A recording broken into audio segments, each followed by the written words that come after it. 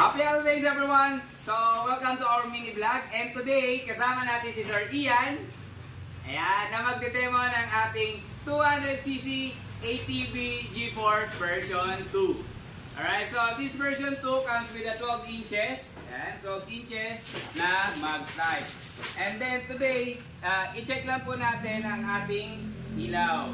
Alright, so shoutout nga po pala kay Sir Ram ng FIC. Sir, nandito na yung unit po. Check natin siya. Okay, so ito po yung susi. Pasok lang natin sa ignition. Yan. And signal light tayo. Signal light to our right. And signal light to our left. Okay. Hazard.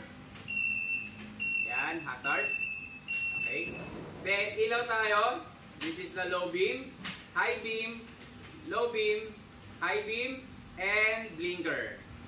Yan. Okay, busina. Ayan. So, ngayon, start naman natin siya going forward. Start. Okay, forward tayo.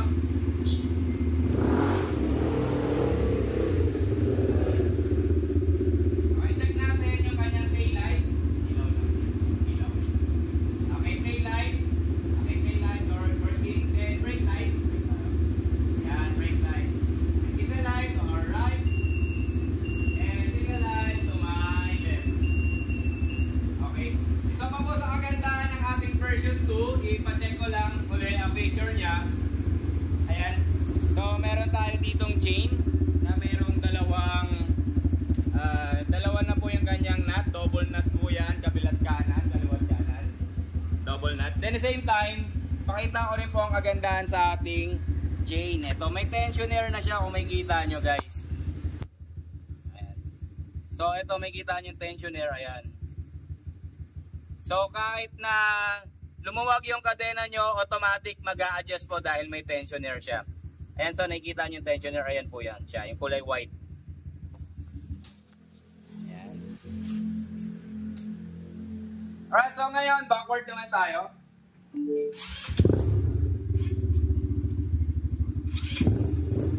Okay, backward.